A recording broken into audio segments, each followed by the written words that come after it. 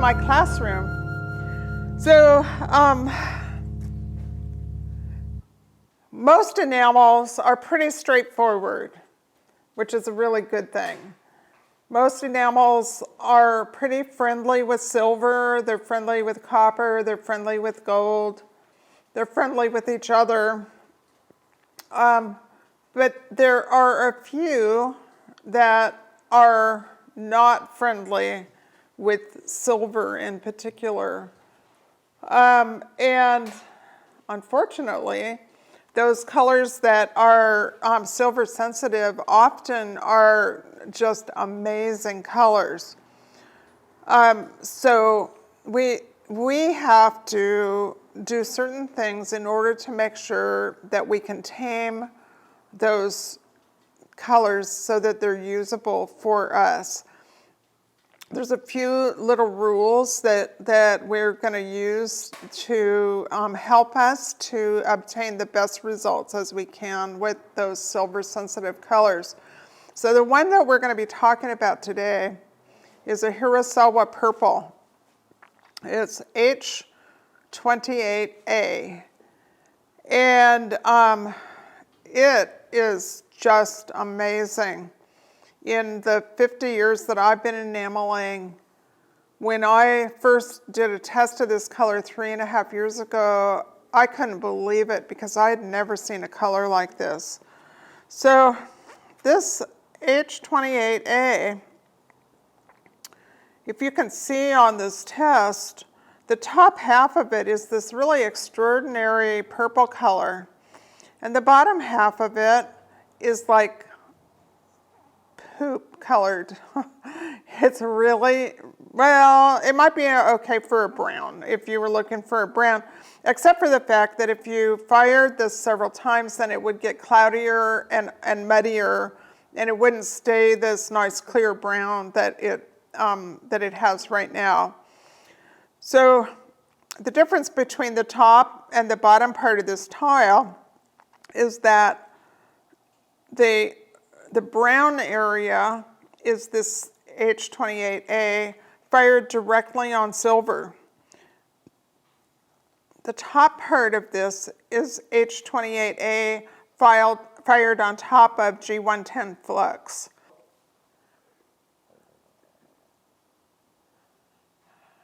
Okay. So this same color, when I tested it on my test, this is my working test plate that I have in my studio with this color on it. This is over opaque white.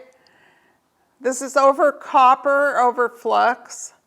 This is over silver over flux. This is direct on silver, and this is direct on 24 karat gold. Okay. So there's another color that's H-28B that's a relative of this color. And you can see this is the 28A and this is 28B. The 28B is a bluer purple, but it is also silver sensitive. And you can see in this area where it's direct on silver that it looks quite brown, and it's a kind of an interesting color, but it is not going to be stable. It's not going to stay that color as you build it up and fire it a number of times. So anyway, this exercise today is designed to help you learn to use colors like this that are goddesses, but they are so tricky to use because they're so sensitive. So now the truth is, even though I practically cried when I tested this color the first time, I haven't used it very much in my actual work because I haven't done the tests that I need to do to find the most the least risky ways to use this color. So that's what we're going to do today, is we're going to do some testing to figure out how to use this color and obtain the best results. So we're going to start with a perfect blank.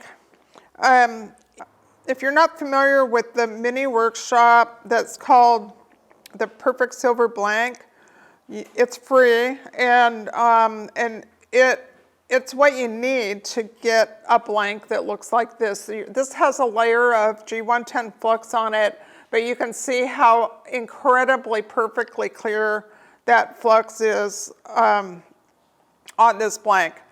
And just ignore these little lines that are showing up on the blanks that I prepped yesterday. I used a piece of silver that had been damaged.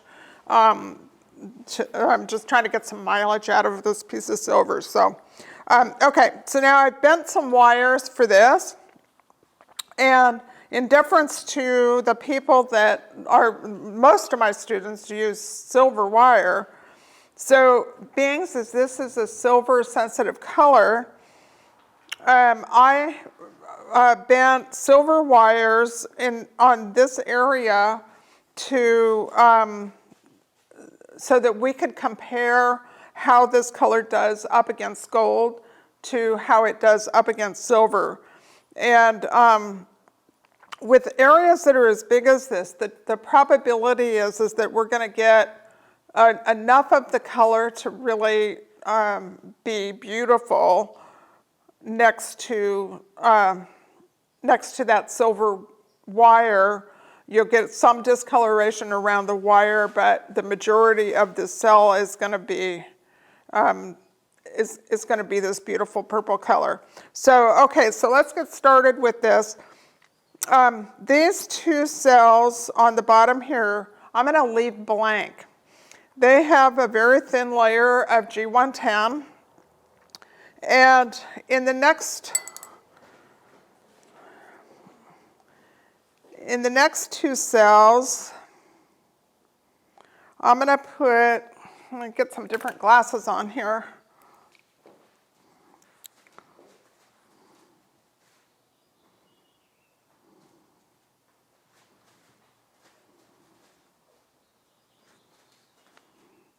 I'm going to put another layer of G110 here as a buffer, and I'm going to put another layer of G110 here as a buffer.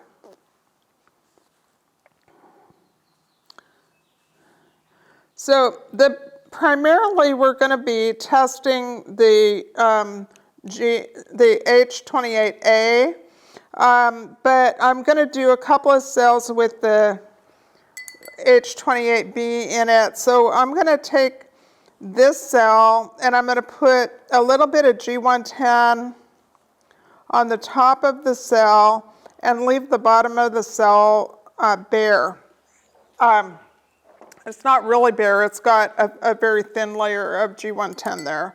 Okay, and then I'm going to take S172B. This is a Hirosawa lavender pink that is not silver sensitive, so it's a very useful color, and one that I like using very much. I use it quite a lot. In fact, this color, this is one that I managed to get a hold of a little bit of this color in the early 90s, and I really loved it. And then it disappeared. I was never able to find it again. I found both S172B and 172A, which is a pinker version of that color, and they're super clear and super nice. And anyway, I got really used to using them. I had a few ounces of them, and when I ran out, I was really distraught. So I was really happy when I started testing the Hirosawa colors to discover this color again. Okay, so in these next areas here, I'm going to use a Hirosawa, which is S6AA, and you can see here on the far right-hand side that I used, I only filled half of the cell with that last color because I decided belatedly that I wanted to test this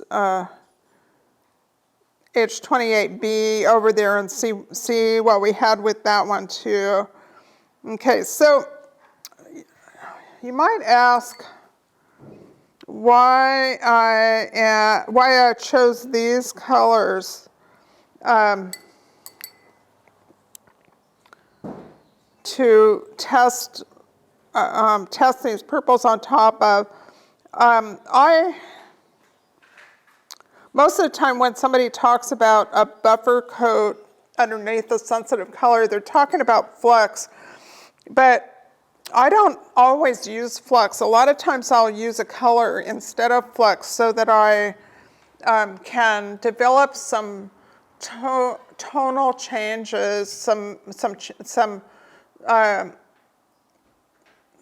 very sophisticated depth to the color that you wouldn't get if you just used the color over flux. But by using a color as your buffer, you sometimes can do things with that color that are pretty cool. So we will know at the end of this exercise which of these colors look the best underneath these two purples. Okay, so this one, this is another one of my favorites. It is G701. It's a Nihon Shippo. And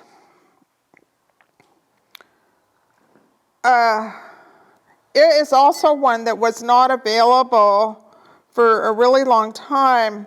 Back when Coral owned Enamel Work Supply, she chose to carry the G701C.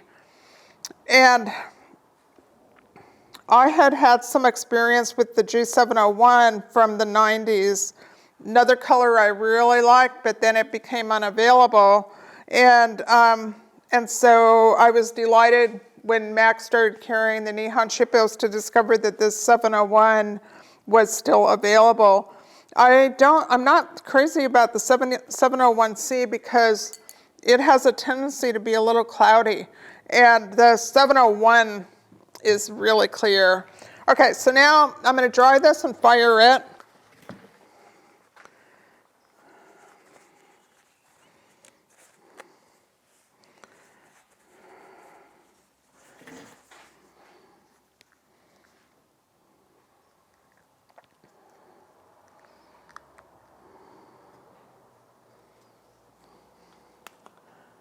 Okay.